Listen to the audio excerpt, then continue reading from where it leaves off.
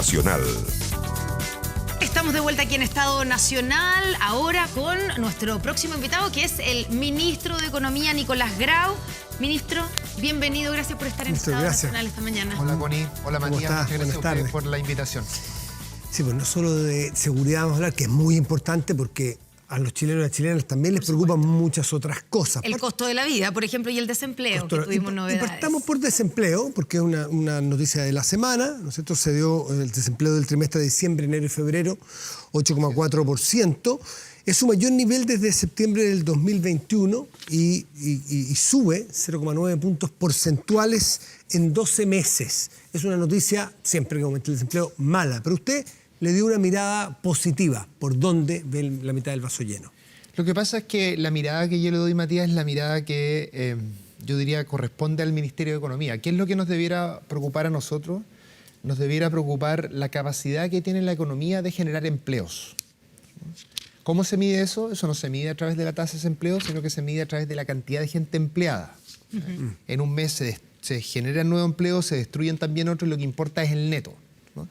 Y cuando uno mira el neto de empleos creados, lo que nosotros podemos ver es que en los últimos 3 trimestres móviles, que son estas agrupaciones de 3 meses que va mostrando el INE, es decir, en las noticias que hemos tenido en los últimos 3 meses, en toda ella hemos ido creando empleo, incluyendo esta última. Claro, pero esa creación de empleos es a un ritmo menor que la cantidad de gente que está buscando trabajo. O sea, uno podría decir que la economía no está siendo capaz de crear tantos empleos como gente que está buscando empleo. Claro, pero también es cierto que si uno compara estos últimos 3 meses con el segundo semestre y el grueso, yo diría, del año 2022, lo que ve es que el segundo semestre durante el año 2022 estuvimos en algunos momentos decreciendo en términos de empleo, creciendo muy poquitito, decreciendo. Básicamente estábamos estables, ¿ya? En un sentido negativo, en el sentido de que no se estaban generando empleo. Y llevamos los últimos 3 meses una dinámica positiva. Entonces, cuando uno mira el desempleo, podría pensar que estamos peor que hace 6 meses. Pero cuando uno mira la generación de empleo, lo que uno ve es que estamos mejor. ¿Qué es lo que sucede acá? Yo creo que Connie apunta en el centro acá del tema. Lo que sucede es que esto depende mucho de cuánta gente sale a buscar empleo, ¿no es cierto? Y eso varía mucho, ¿eh? Incluso es una buena noticia que más gente salga a buscar empleo. Por ejemplo, es un éxito de las políticas que ha hecho el gobierno de apoyar más a las mujeres a través de una serie de subsidios que existen para que entonces puedan salir a buscar empleo, ¿eh? Ahora, tú bien dices que esta buena noticia que está sucediendo de que más gente sale a buscar empleo está más que compensando esta otra noticia positiva de que estamos siendo capaces de generar empleo. Y entonces lo que tenemos que hacer es redoblar los esfuerzos para que la generación de empleo supere a la cantidad de gente que está buscando empleo y de esa manera también logremos bajar el desempleo. Pero lo que quiero decir acá, que es bien importante, es que cuando uno tiene dinámicas como las que hemos tenido los últimos 3 años en Chile, con muchas variaciones de la cantidad de gente empleada. Llegó un momento en que perdimos millones de empleos durante el 2020 principalmente. La pandemia. ¿Cierto? El antecedente que uno debiera mirar con más atención es la capacidad que tiene la economía de generar empleo. Y si lo que nos preocupa es la capacidad que tiene la economía de generar empleo, los últimos 3 meses ha sido mucho mejor que lo que teníamos hace 6 meses atrás. Ahora, miremos qué empleos se generan. Sí. Vamos a comparar el trimestre noviembre, diciembre, enero y el que le sigue, que es el diciembre, enero, febrero. O sea, se le quita un mes y se le agrega un mes. Trimestre móvil, digamos. Trimestre móvil. En el empleo privado, en ese primer trimestre, se crearon 192.000, de menos grueso. El trimestre móvil que siguió, o sea, agregando el enero, se crearon 88.000, el privado. O sea, cayó a la mitad de la capacidad del sector privado de generar empleos. Y el sector público, 45.000, y al mes siguiente, agregándolo, 86.000, sube al doble. Entonces, muchos analistas dicen, momentito, no se están generando necesariamente empleo en el mercado. El Estado salió a contratar mucha gente y unos lo analizan como si fuese prácticamente artificial. El Estado está dando muchísimos trabajos para que haya más empleo, pero no necesariamente es una demanda del mercado por más empleo. ¿Cómo lo explica usted? Bueno, Lo primero que yo diría es que lo que importa a las personas que nos están escuchando es si tienen o no tienen empleo, ¿no es cierto? ¿Pero es estructural o es Y artificial? lo importante, ¿no? el empleo del Estado es un empleo tan válido como el empleo del sector privado. Ninguno es ni artificial ni Podría estructural. ser artificial si es Entonces, que no sea una necesidad, sino que el Estado lo esté haciendo para aumentar, digamos, las plazas para poder absorber la desocupación. Y lo Eso se segundo- hace a veces como política. Sí, y es algo pública. recomendado, ¿no es cierto?, en la política Sí. pública, que uno fortalezca el empleo público en ciertos momentos. Pero más allá de eso, y esto también lo comentó el ministro Marcel, en este tipo de encuestas, que no son datos administrativos, sino que son preguntas, Sí. autorreporte, en fin, mirar ese tipo de datos más finos, yo creo que algo que hay que hacerlo con mucha cautela, sobre todo de un mes a otro.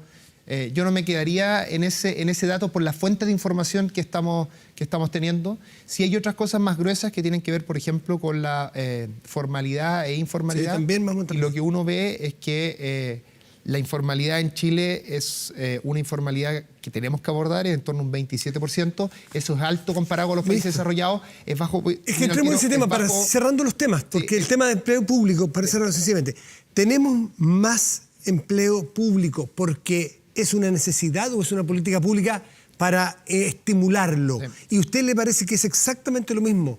No me refiero a Chile, usted es economista y yo no. Si un mercado laboral es capaz de generar empleo, a que si un Estado, otro país, otro momento, lo hace como un estímulo artificial, ¿es lo mismo usted? Es que yo no le llamaría eso estímulo artificial, pero más allá de eso, no considero que sea lo mismo. Por supuesto que una economía que genera buenos empleos de mediano o largo plazo y lo hace desde el sector productivo, eso tiene un valor mayor, pero yo no haría una gran discusión de este dato en No es el particular. caso en Chile, a su porque juicio. creo que es mejor esperar a ver los datos administrativos a los cuales tenemos acceso cotidianamente, que son principalmente los datos del seguro cesantía y los datos que existen también de cotización. Eso de cotización previsional, esos datos tienen cierto rezago y a mí me gustaría ver esos datos antes de dar esta discusión, porque creo que, esto lo dijo el ministro Marcel, de hecho, cuando se refirió a este tema, cuando uno mira estos datos de autorreporte, un salto de esa magnitud que se ve allí, a mí me gustaría verlo con más calma. Ya, y no pero- hacer un gran debate Okay. de este Pero- asunto. No hay ninguna política en particular que nosotros estemos impulsando como gobierno que podría explicar esos saltos que se ven allí, a mi juicio. Ya, pero si es que las cifras fueran verdaderas, digamos, ¿a usted le preocuparía, por ejemplo, la caída de la creación en el empleo privado? Es que, insisto, ¿A usted le preocupa hoy día esa caída? Esperemos, es que lo que pasa es que eso Pero si es es que asumir... si es que estas cifras fueran- Yo prefiero... Sería un mal antecedente. Sería un mal antecedente, ¿no? Yo prefiero mirar Lo administrativo. los datos gruesos que existen, que están en esa encuesta. Lo que se ve en esos datos gruesos, insisto, es que después de unos 6, 7 meses en que la economía no tenía capacidad de generar empleo, la economía ahora sí está teniendo capacidad de generar empleo.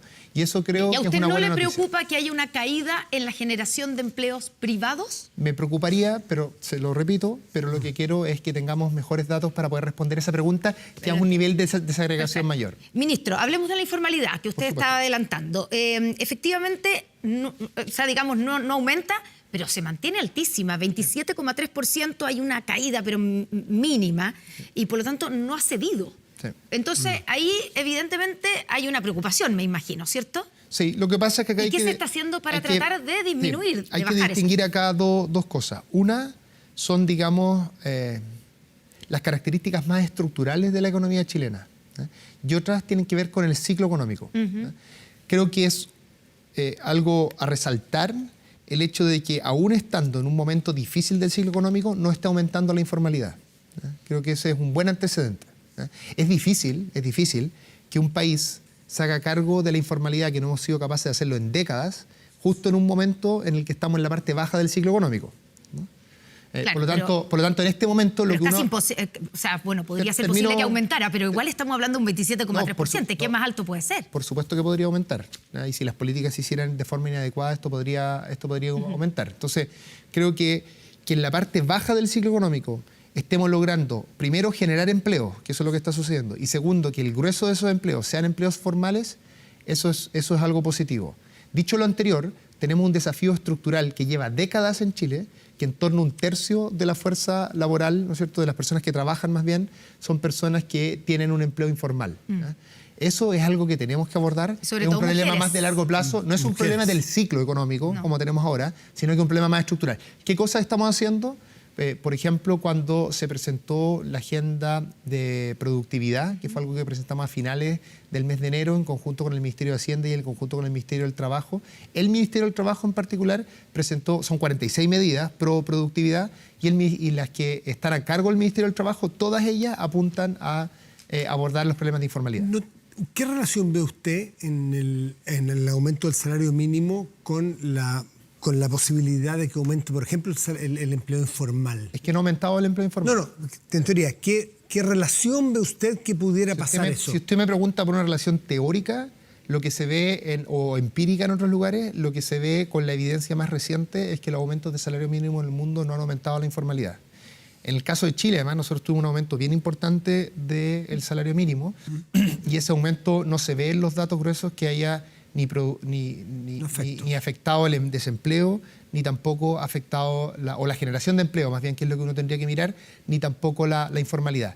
Y hay razones para esto. Si ustedes recuerdan, siempre se decía cuando se levantaba el debate, ¿no es cierto?, todos los años de aumentar más fuertemente el salario mínimo en Chile, se decía, no se puede aumentar el salario mínimo porque las empresas de menor tamaño no van a poder solventar ese aumento.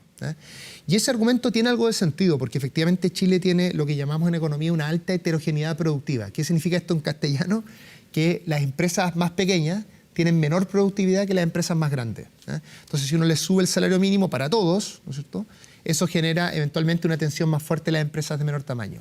¿Qué hicimos nosotros para abordar ese problema directamente? Generamos un subsidio directo a las pymes. Es un subsidio que nunca había existido. Nunca habíamos tenido en Chile un subsidio para que las pymes pagaran el salario mínimo. En la actualidad, 131.000 pymes reciben este subsidio mes a mes. Es un subsidio que se paga a la empresa, pero se paga calculando la cantidad de trabajadores que tú antes le pagabas el salario mínimo. Más o menos las empresas que están recibiendo, estas 131.000 pymes que están recibiendo el subsidio, tienen un promedio más o menos de 3 trabajadores. Eso significa que están recibiendo cerca de 100.000 pesos mes a mes. Entonces, este apoyo que hicimos al sector que iba a estar más tensionado por el aumento del salario mínimo, probablemente explique por qué pudimos hacer un aumento del salario mínimo muy sustantivo sin por ello generar un efecto en el empleo. Había también preocupación, y hay todavía preocupación de cuál podría ser el efecto o esa tensión, ya no solamente por el aumento del salario mínimo, sino que también por el proyecto cuando ya, se promulgue y ya entre en vigencia el cambio de jornada, la disminución a las 40 horas. Y yo quiero preguntarle, ministro, ¿usted garantiza que la entrada en vigencia de ese proyecto no va a afectar el empleo? Yo creo que es un proyecto que se hace muy bien cargo de los potenciales problemas que podrían generar en el empleo. Esto es un muy buen trabajo que hizo la ministra Jara. Y déjenme dar 2 ejemplos concretos de cómo el proyecto se hace cargo, 3 más bien. Lo primero es que es un proyecto que hace este avance muy importante para la familia, ¿no es cierto?, de disminuir de 45 a 40 horas, pero lo hace de forma gradual, ¿no es cierto? Nos vamos a demorar 5 años en hacer todo ese proceso. Lo segundo es que en esa gradualidad, por ejemplo, a las empresas de menor tamaño se les apoya para que puedan acceder a los subsidios de CENSE, que son los subsidios que permiten hacer la capacitación, el reentrenamiento de trabajadoras y trabajadores. Cuando uno ve los datos se da cuenta que el grueso de los subsidios CENSE lo acceden las empresas de mayor tamaño. Entonces ahí hay un compromiso bien importante que fue un acuerdo del Ministerio del Trabajo en conjunto con las empresas de menor tamaño. Y lo segundo es que la ministra lideró una conversación que permitió hacerse cargo de las heterogeneidades productivas o de las particularidades productivas. Déjenme dar un ejemplo bien concreto de esto. En el mundo de la minería, si uno baja de 42 horas a 40 horas y no hace nada al respecto, simplemente lo baja, eso podría haber generado un aumento de un turno. Claro. Por supuesto, el aumento de un turno... Porque tienen producción 24/7. Claro, es un salto discreto, ¿no es cierto?, que genera un impacto importante en la estructura de costos de la empresa. Bueno, ¿qué hizo la ministra? Lideró una conversación con los sindicatos del mundo minero, con los empleadores del mundo minero, y entre los 3 llegaron a un acuerdo de qué hacer. ¿Qué es ese acuerdo?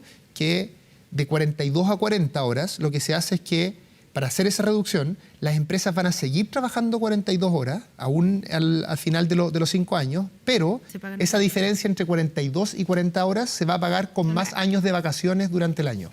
Flexibilidad. Flexibilizar. Exactamente. Que durante mucho tiempo fue un término que no se podía usar en materia laboral. Lo que pasa flexibilizar. Es que lo importante acá es que fíjese cómo se dio esa conversación. Yo creo que el resultado es tan importante como el proceso. Fue una conversación tripartita. Se puso de acuerdo el sindicato, se puso de acuerdo los empleadores y el gobierno, y entre todos llegaron de forma unánime a una propuesta que llegaba al mismo resultado en términos de cantidad de horas trabajadas, pero ese último tramo lo lograba a través de vacaciones. Y esto no solo pasa en la minería, sino que también en otros sectores en el proyecto. Entonces, como se ve, es un proyecto que se hace cargo primero de este importante avance que es su corazón, ¿no es cierto?, que tiene que ver con mejorar la calidad de vida de las personas, más tiempo para la familia, para los amigos, para la amiga, en fin, que los aumentos de productividad impliquen mejora en nuestra calidad de vida cotidiana, al mismo tiempo que se hace cargo de estos potenciales efectos que podrían haber existido en la economía. Pero la particularidad de cada industria y de cada sector, esto es flexibilizar. La flexibilidad, ¿le parece a usted como ministro de Economía que es un término que debiera adoptarse en general para tratar los temas modernos? Cambia el mercado laboral, cambian las capacidades. Yo creo que tal como hace este proyecto, uno puede tener estas reglas de adaptabilidad o flexibilidad, como uno le quiera llamar, y lo importante es que estén hechos de alguna manera que todos participen, que asegure que esto no implique un aprovechamiento de una parte respecto a la otra, ¿no es cierto? En el derecho laboral, en las relaciones de la empresa, las relaciones son muy asimétricas, porque el empleador suele tener más poder. Y por eso que el derecho laboral lo que hace es que trata de defender a los trabajadores y a las trabajadoras en esa relación. Yo creo que lo que se hizo en este proyecto, que además logró un acuerdo unánime en el Senado, lo que se hizo en este proyecto es un muy buen ejemplo de cómo lograr hacerse cargo de esas particularidades productivas al mismo tiempo que se avanza con fuerza sin menoscabar los derechos de los trabajadores. Por lo tanto, ¿usted garantiza que no se va a ver afectado ni el empleo ni la productividad? No, la productividad va a ir aumentando, y lo que vamos a estar haciendo es que producto de esos aumentos de la productividad, o sea, esos aumentos de la productividad se van a distribuir. ¿Por qué va a aumentar la productividad? ¿Porque la gente va a estar más contenta trabajando? No, va a aumentar la productividad por todas las otras políticas que estamos haciendo como gobierno. Que podemos hablar de eso. Sí, pero por eso yo le preguntaba si la reducción, porque la reducción de horas podría también implicar ser menos productivo, en una condición que siempre es complicada en Chile. Somos un país bastante poco productivo. O sea, en términos de horas trabajadas, probablemente la disminución de horas aumente la productividad. Eso es lo que se espera. Ahora, más allá de eso, más allá de esa discusión, y más allá de como la cuña de qué yo espero que va a pasar exactamente con el empleo, creo que lo más sustantivo acá es que es una reforma que en ningún caso desatiende las particularidades de la economía y se preocupa de defender el empleo. Y creo que eso está reconocido transversalmente y es una de las razones que está detrás del amplio apoyo detrás de esta reforma. Hablemos del litio, ministro, un poco, porque el litio aparece en todas partes, nos aparecen, ¿no? No es el algoritmo de nuestros teléfonos, sino que temas, análisis, columnas, noticias. El litio vino a ser un gran tema. A grandes rasgos, en un momento se pensaba Empresa Nacional del Litio prácticamente 100% de estatal. Hay algunos que dicen que no tienen por qué entrar los actores privados, por experiencia que tengan, Belmarle, SQM, con toda la carga que ya sabemos que tiene. Las necesidades de explotar y con rapidez nuestro litio, de buena manera, ¿caben los públicos y los privados? ¿O crees que no ha salido la Empresa Nacional del Litio y la política en general porque todavía hay una tensión allí? La respuesta corta a eso es que sí. Cabe un aumento bien sustantivo de la participación del Estado y también caben más oportunidades de negocios para el sector privado. ¿De qué forma? Bueno, los detalles de todo esto es algo que nosotros tenemos que presentar prontamente. ¿Qué tan prontamente? Es una agenda en la que nosotros nos ha tocado participar como economía, pero obviamente lidera la ministra Hernando de Minería, ¿no es cierto?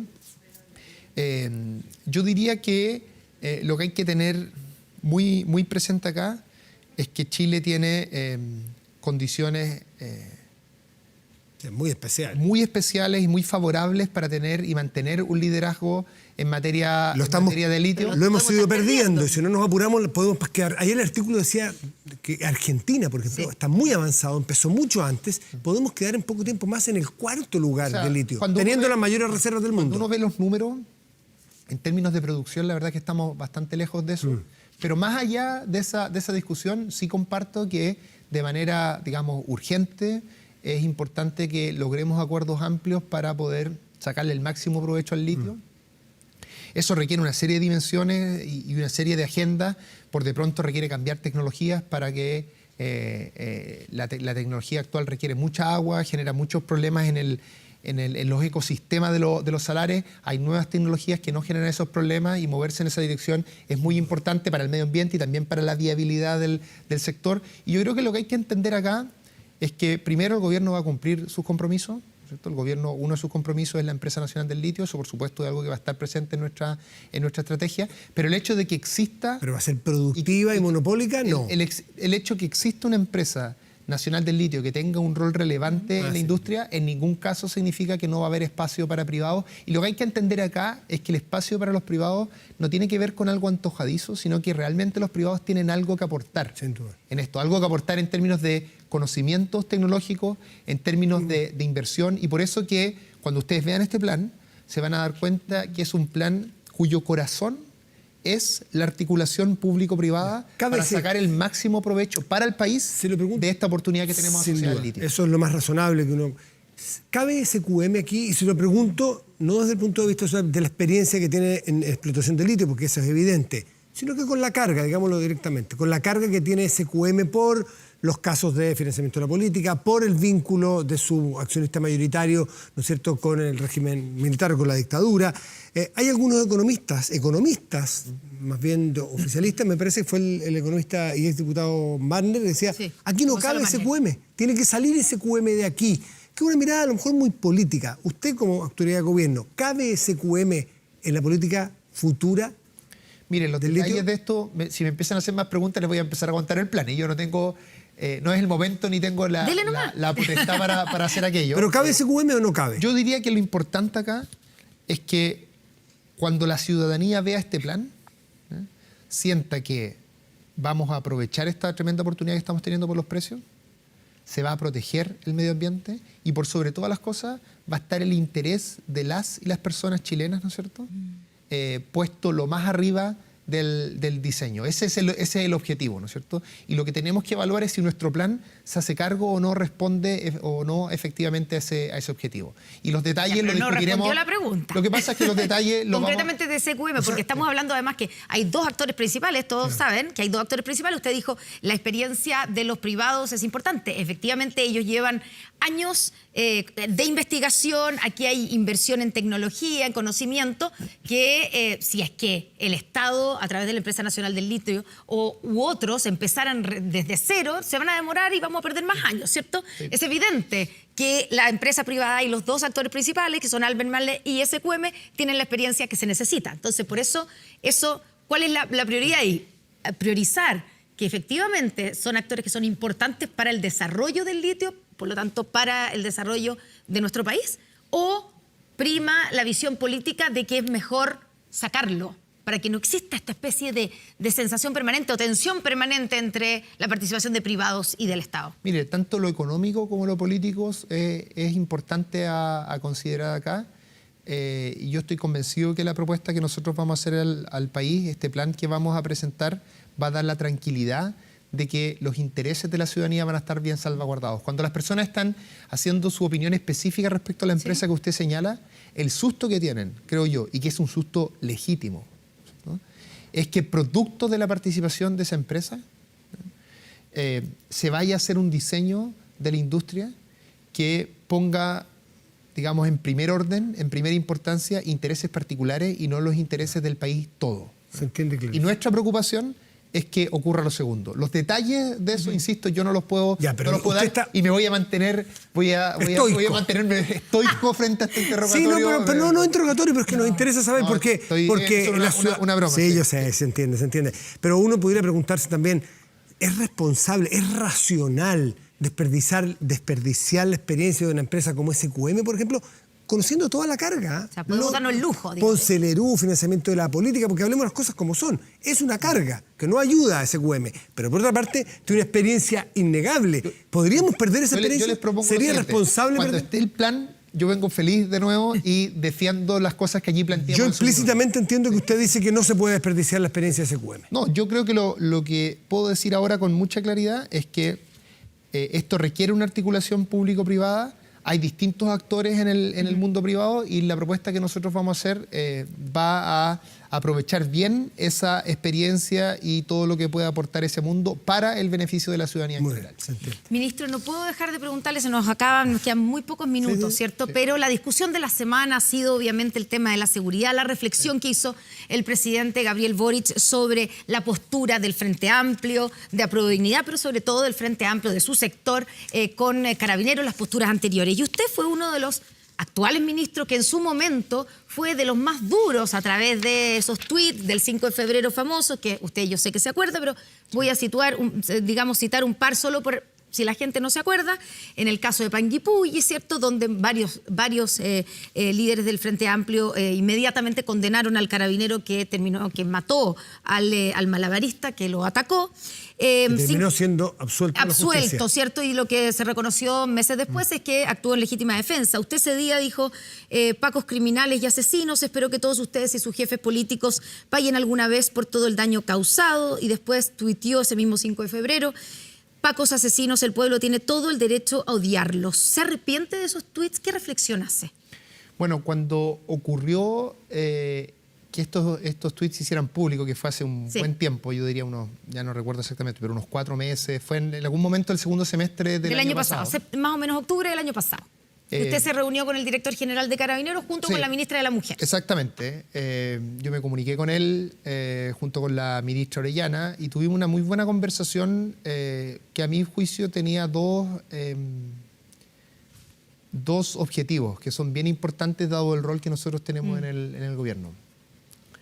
El primero es que nos explicáramos esto, ¿no es cierto? O sea, uno tiene que explicar por qué dijo algo de esa manera, que por supuesto que la forma y algunas frases de las que están allí, yo no estoy de acuerdo con ellas, ¿no es cierto? O sea, creo que son inoportunas. Y además, como ustedes bien decían, este fue un caso que finalmente el carabinero se probó que estaba utilizando la fuerza de manera adecuada, ¿no es ¿El cierto? Nicolás Grau de hoy no está de acuerdo con Nicolás Grau del 5 de febrero? No, yo creo que lo importante en esto, más allá de eso que son las cuñas, en fin... pero puede evolucionar. Hay una evolución. Eso es lo que quiero explicar. Era muy importante para nosotros como gobierno que ese tipo de comentarios, cuando salieran a luz pública, no se interpretaran por las autoridades de carabineros actuales y en general por las y los carabineros como el hecho de que nosotros no la estamos respaldando. Y por eso para nosotros era bien importante ir a esa reunión inmediatamente. Fuimos un domingo a las 8 de la mañana, tuvimos una conversación no solo con el general director de Carabineros, sino también con distintas autoridades que él mismo invitó. ¿Y al mismo tiempo, de qué manera se pueden explicar? ¿De qué manera se pueden interpretar? O sea, lo que yo puedo explicar de allí es el enojo que yo tenía en ese momento. Y el enojo que yo tenía en ese momento tenía que ver, más allá de ese hecho en particular, en que efectivamente en Chile hubo actuaciones muy graves y hubo violaciones de derechos humanos, no dicho por nosotros, sino dicho por organismos internacionales, ¿no es cierto? Y entonces lo que pasa es que había pasado casi 2 años desde el... Había un enojo muy importante, sí. Una frustración muy importante y una gran distancia con la institución.